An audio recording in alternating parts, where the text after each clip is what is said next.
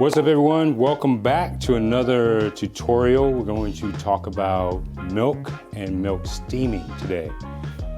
So let's talk about what is inside of milk. We have water, we have sugars, we have proteins, and we have fats. And they all work together to create a nice foam for your lattes, for your cappuccinos, for your mochas, for your chais, whatever you're doing with milk. And you have to understand how that interacts, how those elements interact with the heat from your steam wand. So we're starting out with however cold the milk is. Hopefully it is in that 30 range because it's been in your refrigerator, but we want to steam it and heat it up to about 150, depending on your drink, 155, 160. So the more milk in your beverage, the hotter you want your milk. The less milk in your beverage, the cooler you want your milk, because a smaller beverage, you want to drink it pretty fast, right? So somewhere in that range from however cold your milk is to the temperature that you want to texturize your milk. And what I mean by that, you want to add air into your milk. We also call that aeration, texturizing, creating foam. And you only want to do that from the beginning until your body temp, so about 95 to 98 degrees. Hopefully your body's not 95, but 98 degrees. And you'll feel that whenever that steaming pitcher gets warm in your hand. Not hot, but warm.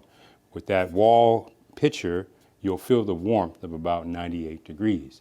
Now at that moment, you want to stop adding air. And to do that, you lift up your pitcher so you're submerging your steam wand deeper into the milk. So you're no longer hearing that kind of paper tearing sound, or some people call it a kissing sound, but that's that aeration sound. You'll no longer hear that. And now you're just swirling your milk, texturizing your milk until it gets up to that desired temp.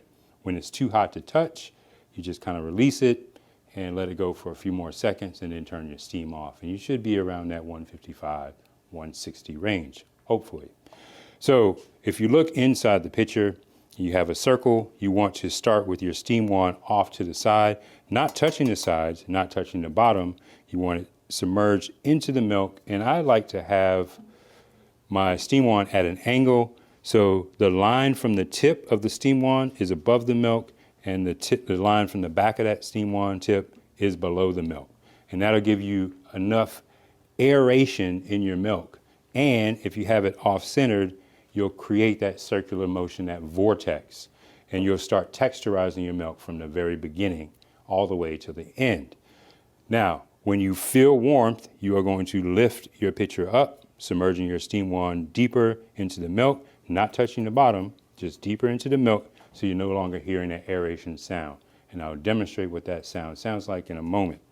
So what happens when you add heat to your milk, the proteins start to open up. You have hydrophilic parts and you have hydrophobic parts of those proteins. Now, those hydrophobic parts are scared of the water inside the milk. Now, you've exposed them to the water and they're looking for places where they can hide from that water in the milk. So those hydrophobic parts of the protein will grab onto the fats. But when that milk gets to the temperature of our body temp, 98 degrees, those fats now turn into oils. So they no longer provide a hiding place for those hydrophobic parts of those proteins to hide.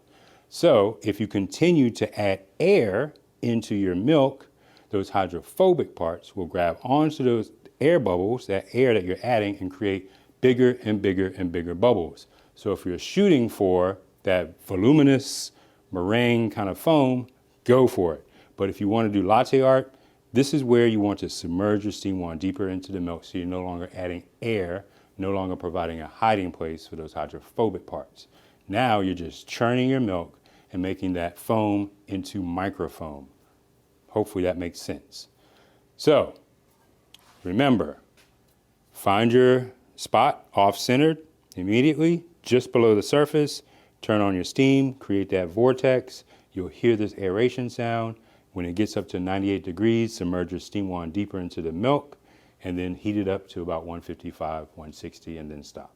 And don't forget to wipe and purge your steam wand afterwards. All right, so let's give it a go.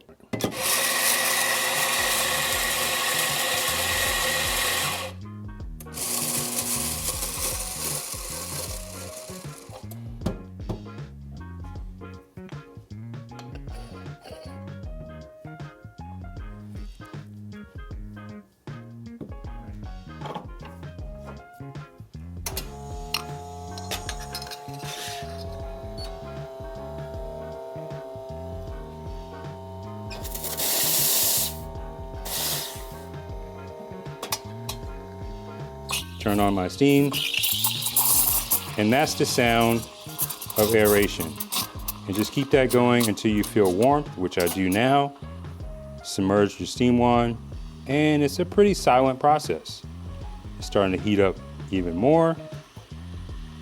And when it's too hot to touch, I'll let it go for a couple of seconds and then turn it off.